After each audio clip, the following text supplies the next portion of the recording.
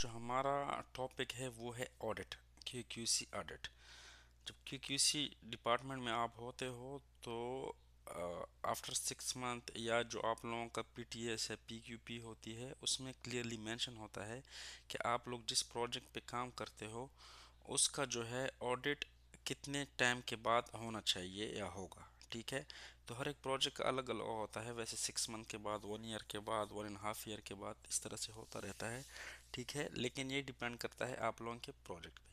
तो ऑडिट क्या होता है असल में? ऑडिट जो है उसमें कोई भी क्लाइंट या आपका इंटरनल ऑडिट या एक्सटर्नल ऑडिट, दो तरह के ऑडिट्स होते हैं। जो इंटरनल ऑडिट है उसमें आपका अपनी कंपनी का कोई भी दूसरा बंदा, सीनियर बंदा आके आपकी हर एक चीज़, डॉक्यूमेंटेशन और उसके अलावा साइट जो है वो चेक करता है। ठीक है। और उसी जो विजिट होता है उसी के बेस पे वो जो है आपको एनसीआर रेस करता है। अच्छा, उस एनसीआर का क्या होता है? उस एनसीआर को की रिप्लाई आपने विद इन 7 डेज या 15 डेज मैक्सिमम देनी होती है। ठीक। तो एक्सटर्नल ऑडिट का भी यही होता है कि एक्सटर्नल ऑडिटर जब आता है तो वो क्या करता है, वो आपके पास आता है सबसे पहले। एक्सटर्नल ऑडिटर या इंटरनल ऑडिटर जो आता है वो क्या करता है, वो आपको एक चेकलिस्ट देगा। ठीक है। मतलब ऑडिट में दो चीज़ें होती है जैसे कि यहाँ पे दिखाया गया है। ठीक है। रिसीव फ्रॉम ऑडिटर, ठीक है, और सेंड टू ऑडिटर। अब रिसीव फ्रॉम ऑडिटर जो है वो ऑडिट से पहले, उसमें आपके पास दो चीज़ें होगी। एक होगा आपके पास चेकलिस्ट। ठीक है। चेकलिस्ट में क्या होता है? चेकलिस्ट वो आपको देगा कि उसकी रिक्वायरमेंट क्या होगी। ठीक है। अब वो जो आपका ऑडिट होगा वो इस चेकलिस्ट पे बेस करेगा। वो इस चेकलिस्ट में जो मांगेगा वो आपको फुलफिल करनी पड़ेगी, और उसके अलावा वो और भी कोई चीज़ उसके अलावा भी मांग सकता है जो रिलेटेड हो, लेकिन इस चेकलिस्ट में अवेलेबल नहीं हो। लेकिन ज़्यादातर वो इसी चेकलिस्ट को जो है वो फॉलो करता है। अब चेकलिस्ट देखो, वो डिफरेंट टाइप्स के चेकलिस्ट होते हैं। वो आप लोगों के प्रोजेक्ट पे डिपेंड करेगा कि उसकी क्या रिक्वायरमेंट है। अब जब हमारी ऑडिट हुई थी तो उसमें उन्होंने 3 चेकलिस्ट दिए थे, जिनमें से एक मैं आप लोगों को दिखा दूंगा। ठीक है कि वो क्या था, और बाकी जो है हम देख लेंगे आहिस्ता आहिस्ता। हम अभी पहले क्या होता है चेकलिस्ट पे को डिफाइन करते हैं कि चेकलिस्ट में वो किस तरह चेकलिस्ट बनाते हैं, क्या देते हैं। उसके बाद जो है हम दूसरे पॉइंट पे जाएंगे। ठीक है। तो मैं आप लोगों को चेकलिस्ट दिखाता हूँ कि हमारे पास जो चेकलिस्ट आया था वो किस तरह था और क्या था उसमें। लिस्ट है। ठीक। ये हमें चेकलिस्ट जो रिसीव हुआ है ये वो वाला चेकलिस्ट है। तो ये क्या होता है, ये देखो, जैसे मैंने आप लोगों को बताया कि वो जो है आप लोगों को दो चीज़ें प्रोवाइड करेगा, उसमें से एक चेकलिस्ट होगी। तो चेकलिस्ट ये वाला हमें जो रिसीव हुआ है ये वो था। ये भी जो है डिपेंड करता है कि आप लोगों का क्लाइंट जो है उसका फॉर्मेट कैसा है, वो कौन सा फॉर्मेट उसने बनाया है। लेकिन हमें जो रिसीव हुआ था तो वो ये वाला फॉर्मेट था। अब इसमें देखो क्या चीज़ें हैं। इसमें आप लोगों ने दो काम करने हैं जो हमारा चेकलिस्ट के मुताबिक है। इसमें देखो प्रोजेक्ट नेम वगैरह होगा, कॉन्ट्रैक्टर होगा, डेट होगा। ठीक है। Serial number, document with without remarks. अब विद विदाउट रिमार्क्स में हमें क्या करना है कि अब लेट्स सपोज उन्होंने मांगा है 1.4 में, 1 में बेसिक डॉक्यूमेंट रिक्वायरमेंट, और 1.4 में क्या है, QC plan, soft copy of plan and approval letter F approved. ठीक है। तो ये अगर आप लोगों के पास है तो आप लोगों ने यहाँ पे मेंशन करना है यस। ठीक है। नहीं है तो विदाउट यस। और रिमार्क्स में क्या लिखना है उसके बारे में लिखना है कि क्यों नहीं है। ठीक। ये आप लोग फिल करोगे ये वाला। एक तो ये काम आप लोग करोगे सबके सामने जैसे। अब ये उनकी रिक्वायरमेंट है। ठीक है। जैसे कि लेट्स सपोज अब ये साइट फैसिलिटी लेआउट प्लान है, नहीं है, अप्रूव है, नहीं है, तो यस नो आप लोग यहाँ पे लिख सकते हो। ठीक। एक तो ये काम आप लोग करोगे। दूसरा आप लोगों ने क्या काम करना है कि उसमें अभी दो चीज़ें हैं। एक तो ये है कि वो जब आएगा आप लोगों का तो वो उसी टाइम ऑन द स्पॉट ये चेकलिस्ट खोल लेगा और आप लोगों से पूछेगा कि ठीक है आप लोगों ने हमें बताया था कि ये चीज़ मेरे पास है, यस, तो दिखाओ। तो दिखाने के लिए आप लोगों को क्या करना पड़ेगा, ये तो आप लोगों ने कर दिया, उसको भेज दिया कि यस है या नो है। यही खोल दिया उसने अभी ऑडिट के बीच में। ठीक है। तो अभी आप लोगों ने दिखाना कैसे है, उसके लिए आप लोग क्या करोगे, ये मैं आगे आप लोगों को दिखा रहा हूँ कि वीडियो में कि हमने जो है इसकी प्रिपरेशन कैसे करनी है। ठीक। चेकलिस्ट मिल गया आप लोगों को, उसकी प्रिपरेशन कैसे करनी है और ऑडिट में आप लोग उसको जो ऑडिटर होगा उसके सामने आप लोग कैसे पेश करोगे, तो वो आप लोग आगे देखो इस वीडियो में। ठीक है। अब ये उनकी डिफरेंट रिक्वायरमेंट थी जो कि हमने फुलफ़िल की थी। ठीक, ये देखो अब जैसे कि अरेंजमेंट फॉर ये पैक ये है या नहीं है, अरेंजमेंट है या नहीं है, ठीक है, ओपनिंग एंड स्लीव ड्रिंक है आप लोगों के पास या नहीं है, ठीक है, तो ये आप लोगों को फिल करके उसको देना होगा। जो चीज़ आप लोगों ने यस की होगी वो आप लोगों को ड्यूरिंग ऑडिट वो रिप्रेजेंट करना पड़ेगा। कैसे रिप्रेजेंट करोगे वो आगे आप लोग देख लो। बताता हूँ कि हमने कैसे बनाया। तो हम क्या करेंगे, यहाँ पे लेट सपोज हम एक नया फोल्डर बना देंगे, ठीक है, नया फोल्डर हम बना देंगे। तो उसका क्या करेंगे, ये न्यू फोल्डर बन गया। तो उसमें हमारे पास क्या रिक्वायरमेंट थी, बेसिक, ठीक है, बेसिक डॉक्यूमेंट्स रिक्वायर्ड, या जो भी वहाँ पे इनका वो हाईलाइट होगा, ठीक है, वो हम लिख देंगे। तो लेट सपोज ये हमारे पास था, ठीक है, और इसका इसके अलावा इसका क्या था, इसका था हमारे पास ये नंबर 1, ठीक है, ये नंबर 1 हो गया आप लोगों के पास। ठीक, ये जैसे कि ये था उसका ठीक है, और उसके बाद उसमें हम क्या करेंगे, फिर नए फोल्डर बनाएंगे, जैसे कि 1.6, उसके साथ क्या था कि अप्रूवल, ठीक, जैसे कि अब ये है, ठीक हो गया, ये हम एक फ़ोल्डर बना देंगे। उसके बाद दूसरा फ़ोल्डर हम बना देंगे लेट्स सपोज 1.8 का, वो क्या है, जो भी है ऑर्गेनाइजेशन चार्ट या जो भी हमने डालना हो वो हम डाल देंगे। ठीक,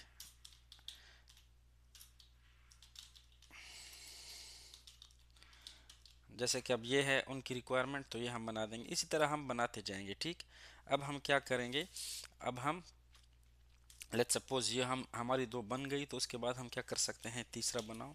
ठीक है, अब लेट्स सपोज ये 2.0 है या जो भी है, उन्होंने जो नंबर दिया होगा वही नंबर आप लोगों ने यहाँ पे डालना होगा। अब कुछ भी वो मांग सकते हैं, जैसे कि RFI, MIR, लॉग, तो वो अगर उनकी रिक्वायरमेंट है। अब उसके बाद ये क्या आप लोग क्या करोगे, जैसे कि अब लेट्स सपोज कि QC अप्रूवल है या ऑर्गेनाइजेशन चार्ट है या जो भी है, तो वो आप लोगों ने यहाँ पे उसमें डालनी होगी, यहाँ पे आप लोगों के पास वो होनी चाहिए। ठीक, इसी तरह से अब अगर वो मांगे कि 1.8, 1 में बेसिक डॉक्यूमेंट रिक्वायरमेंट जो है उसमें से मुझे 1.8 ऑर्गेनाइजेशन चार्ट और अप्रूवल दिखा दो, तो वो आप लोग क्या करोगे, यहाँ पे आप लोग वो पहले से फीड कर लोगे, ठीक है, ताकि जब वो मांगे तो आप लोग यहाँ से डायरेक्ट वो आप लोग निकाल सको। ठीक, इसी तरह से अगर वो मांगे कि basic requirement, basic document requirement जो पॉइंट नंबर फर्स्ट है, उसमें मुझे 2 में जाओ, 2 में क्या है, अब 2 में चेकलिस्ट में लिखा होगा कि RFI MIR लॉग है, तो वो आप लोग यहाँ से डायरेक्ट निकाल के उसको दिखा सकते हो कि जी हाँ ये हमारे पास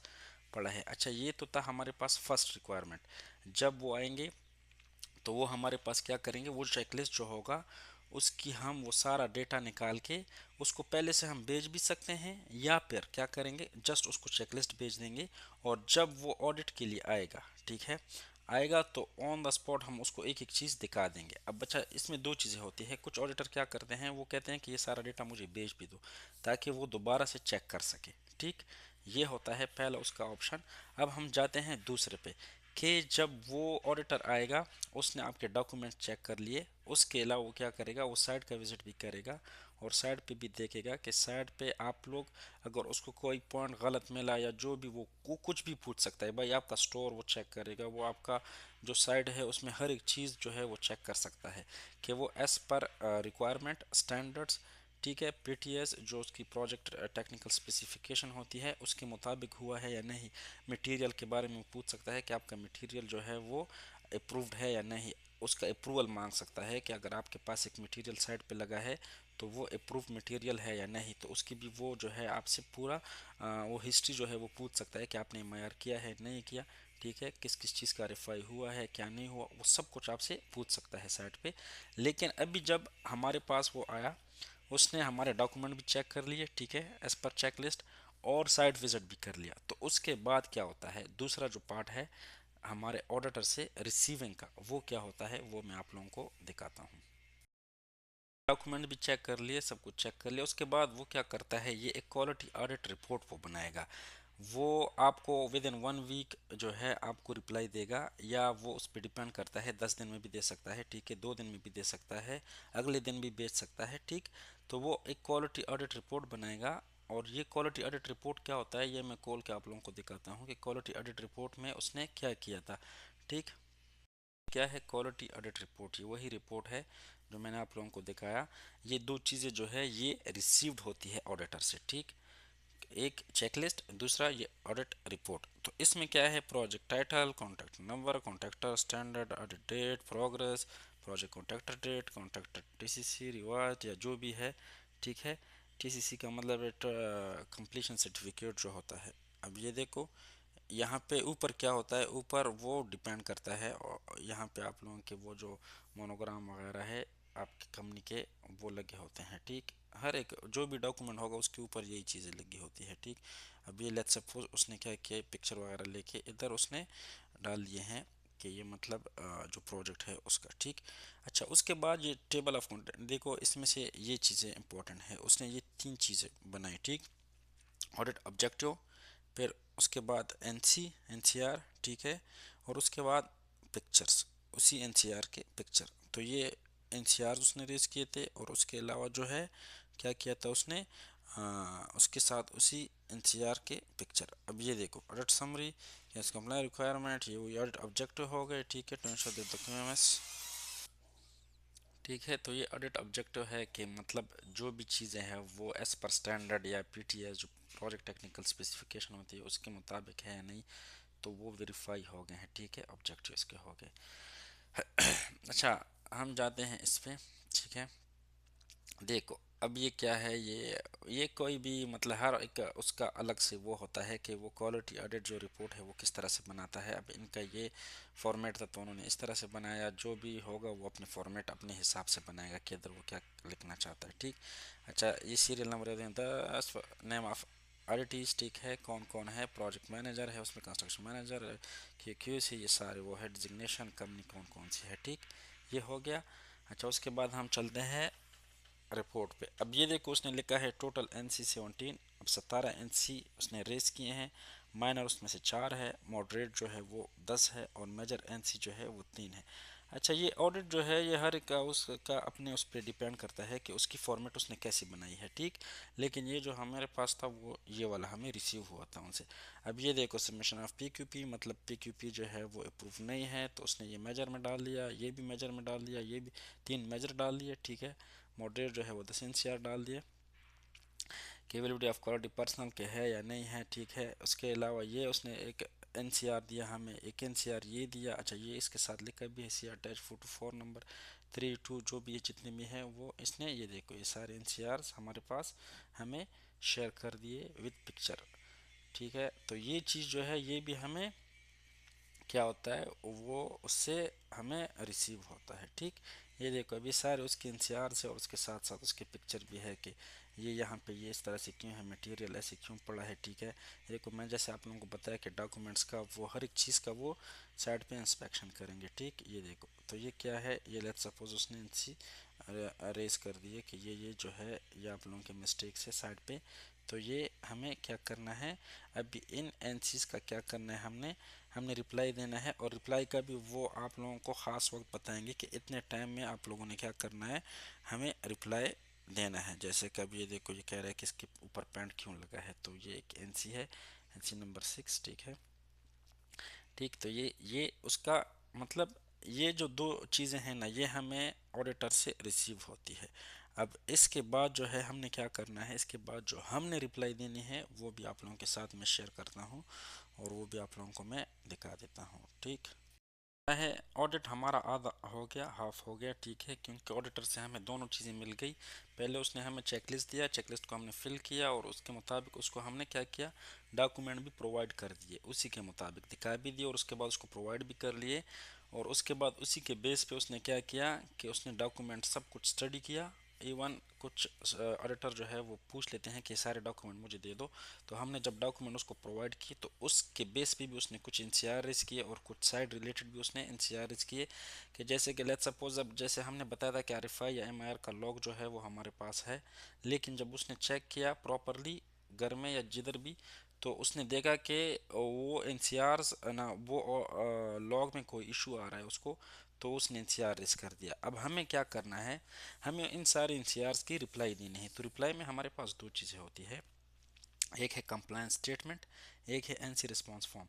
तो कंप्लायंस स्टेटमेंट में क्या होता है, ये दोनों फॉर्म में खोल के दिखाता हूँ आप लोगों को, ठीक है, कि ये कैसे होते हैं। कंप्लायंस स्टेटमेंट में हमारे पास क्या होता है कि हम उसी एनसी का जो उसका कमेंट होगा वो डाल देंगे, और उसके बाद उसकी हम रिस्पांस लिखेंगे कि हमने क्या क्या किया, हमने उसकी जो है उस पर क्या रद्दअमल किया, ठीक है, और उसको हमने कौन कौन सी डॉक्यूमेंट कहाँ पे प्रोवाइड की। ये देखो मैं इसको खोलता हूँ तो आप लोगों को थोड़ा इजी हो जाएगा समझ। कंप्लायंस स्टेटमेंट है, अब जैसे यहाँ पे लिखा हुआ है ना कंप्लायंस स्टेटमेंट, तो कंप्लायंस स्टेटमेंट में क्या होता है, प्रोजेक्ट टाइटल, वही contact number, description, document number, ये लगा यहाँ पे लिख देंगे, ऑडिट डेट क्या है, कॉन्ट्रैक्टर कौन है, ठीक है, client reply dated.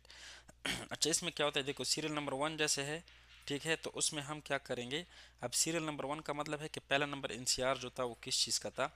Let suppose वो कह रहा है कि आरएफआई और एमआईआर लॉग एज नॉट अपडेटेड, ठीक है, तो उसने लेट सपोज ये वाला अभी क्या कर दिया, ये कमेंट है उसी एनसीआर का, ये हमने कहाँ से लिया, ये हमने वो उधर से लिया, जो क्या है ऑडिट रिपोर्ट जो है वो जो हमारे पास आई थी, तो उसमें ये कमेंट है, ठीक है, तो हम क्या करेंगे, इधर अपना वो डाल देंगे डेट वगैरह, ठीक है, कि हम कब किस तारीख को उसको रिप्लाई दे रहे हैं, और उसके बाद हम क्या कर देंगे, यहाँ पे अपने कमेंट वगैरह लिख देंगे कि जैसे कि updated log has been provide, ठीक है,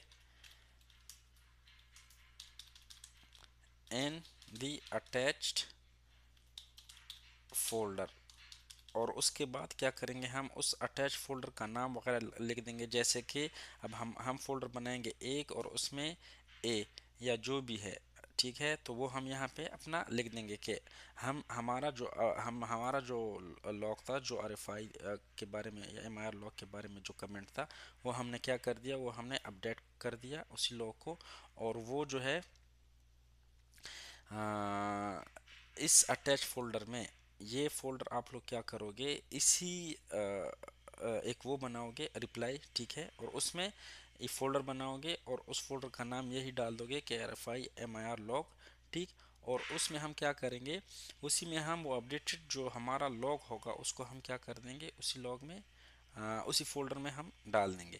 तो वो क्या करेगा, फिर वो इसी कंप्लायंस स्टेटमेंट के साथ क्या करेगा, इस आपका वो चेक करेगा, ठीक है, आपने जो डेटा प्रोवाइड किया है, अब जैसे एनसीआर नंबर 2 3, तो जो भी आपका एनसीआर होगा वो यहाँ लिखते जाओगे, ठीक है, और यहाँ पे उसका आप लोग क्या करोगे, रिप्लाई दोगे कि हमारा जो है हमने ये कर दिया, एक्शन ले लिया, और आपको ये वाला एक्शन इस फोल्डर के अंदर मिल जाएगा, ठीक है, तो वो जो उसके कमेंट होंगे उसी के मुताबिक आप लोगों को यहाँ पे फॉलो करना पड़ेगा, और उसको डेटा प्रोवाइड करना पड़ेगा, ठीक, क्योंकि उसके एक एनसीआर में 2 3 भी हो सकते हैं, जैसे कि अब ये लेट सपोज अब ए है, ठीक, ये ए नंबर उसका क्या कहते हैं, ए नंबर पॉइंट है, तो हम क्या कर सकते हैं, ठीक, ये ए है, हो सकता है इसी में हमारे पास क्या हो, इसी में हमारे पास बी भी हो, ठीक, तो हम क्या करेंगे, बी का भी इधर ही रिप्लाई दे देंगे, ठीक, तो इसी तरह से जैसे कि बी में अब हो सकता है उसकी कोई कमेंट हो, तो वो बी वाला कमेंट हम यहाँ कर देंगे, और उसी के मुताबिक पर ये क्या करेंगे, इस फोल्डर में ए में ये पड़ा है, ठीक, तो हम उसके मुताबिक लिख देंगे कि आपका फॉर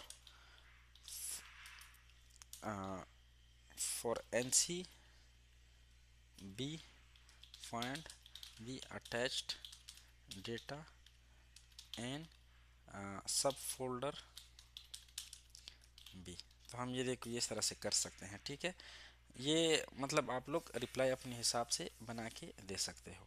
तो ये एक तो ये चीज़ हो गई कंप्लायंस स्टेटमेंट, ये आप लोग लगाओगे साथ, उसके अलावा आप लोग क्या लगाओगे वो भी मैं आप लोगों को दिखाता हूँ कि हमारे पास दो चीज़ें होती है रिप्लाई में, एक तो कंप्लायंस स्टेटमेंट, ये मैंने आप लोगों को देखा, दूसरा क्या होता है हमारे पास एनसी रिस्पॉन्स फॉर्म, कि हम जो है ना जिस एनसीआर का रिस्पांस दे रहे हैं उसका फॉर्म हमारे पास होना चाहिए। अब इसमें क्या होता है ये भी मैं आप लोगों को खोल के दिखा देता हूँ, तो अच्छे तरीके से आप लोगों को समझ आ क्या है, ये रिस्पांस फॉर्म है, ठीक है, अब ये हमने क्या किया, ये हमने प्रिपेयर किया और उनको भेजा। इसमें क्या क्या होता है, जैसे कि हर एक उसमें यहाँ पे आपके जो मोनोग्राम है वो लगे होंगे, ठीक है, आप लोगों का जो भी कॉन्ट्रैक्टर, सब कॉन्ट्रैक्ट, क्लाइंट वगैरह के यहाँ पे क्या होते हैं, मोनोग्राम होते हैं। अच्छा, यहाँ पे आप लोग क्या लिखोगे, audit number, audit done by, किसने किया है, ऑडिट एनसी नंबर, ये कौन से एनसी के लिए हम भेज रहे हैं, ये वाला फॉर्म, ठीक। तो उसके अलावा क्लासिफिकेशन उसका क्या था, मेजर था, माया था, मॉडरेट था, ठीक है। डिसिप्लिन क्या था, क्यूएमएस के रिलेटेड है ये वाला, एनसीआर या साइड रिलेटेड इलेक्ट्रिकल सिविल, कौन सा इशू है, ठीक है।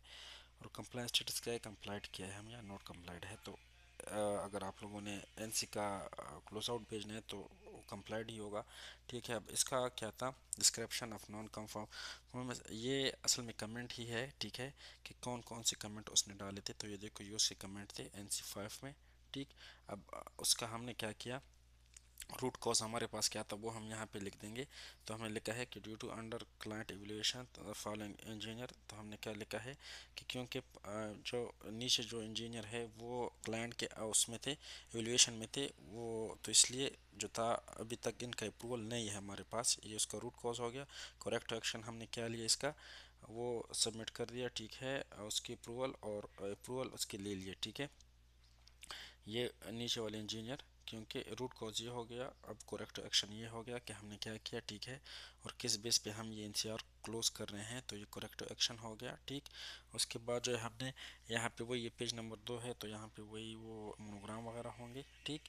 उसके बाद सपोर्टिंग डॉक्यूमेंट्स, अब सपोर्टिंग डॉक्यूमेंट में क्या है, all comment had been rectified as per standard, kindly effort to attach approval. अच्छा, ये देखो, अब ये ये एनसीआर जो था ये उसकी अप्रूवल के बारे में था, तो हमने क्या किया, फोल्डर बनाया, उसमें सारे अप्रूवल डाल दिए, और ठीक है, उसको बता दिया कि हमने इस के बेस पे, इस फोल्डर के बेस पे जिसमें सारे अप्रूवल पड़े हैं, ये एनसीआर हम क्लोज कर रहे हैं, ठीक है। अब उसमें फोल्डर में आप लोग ड्रैग डाल सकते हो, फोटो डाल सकते हो, एनी डॉक्यूमेंट्स।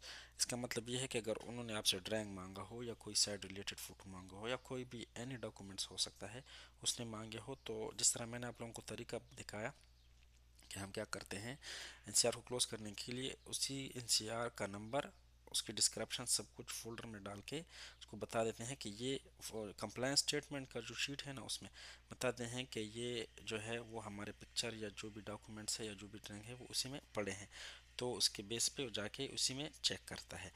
ठीक हो गया, तो ये आप लोग वो बना के फोल्डर बना के सब फोल्डर वगैरह उसमें ये डाल सकते हो, ठीक। अच्छा, इसमें ये भी है। अच्छा, ये जो फॉर्मेट है ये डिफरेंट हो सकता है, क्योंकि ये फॉर्मेट आप लोगों को आपके क्लाइंट से मिलेगा कि मुझे रिप्लाई दो, लेकिन इस फॉर्मेट में दो रिप्लाई, उसमें ये चीज़ें इस तरह से लिख दो, ठीक।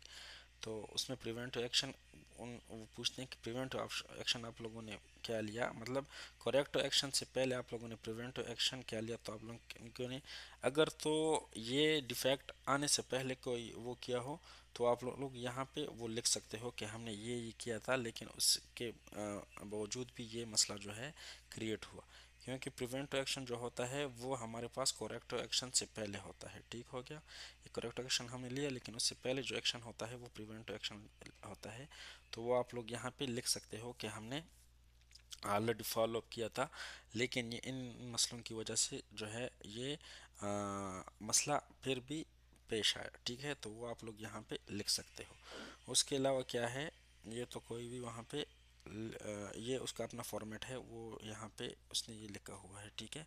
अच्छा, उसके अलावा साइन, क्यूसी इंजीनियर, जिस क्यूसी इंजीनियर ने ये एनसी का क्लोज आउट बनाया है, उसके अलावा प्रोजेक्ट मैनेजर का name and date, QC manager का, क्लाइंट का, ठीक है। तो ये फॉर्मेट डिफरेंट हो सकता है, ठीक है, ये हर एक का अपना होता है, उसकी जो रिक्वायरमेंट होगी ऑडिटर की वो उसके मुताबिक इसमें वो फॉर्मेट आप लोगों को देगा कि इस फॉर्मेट में मुझे रिप्लाई दो, तो ये आप लोग बना के उसको दे दोगे, ठीक है।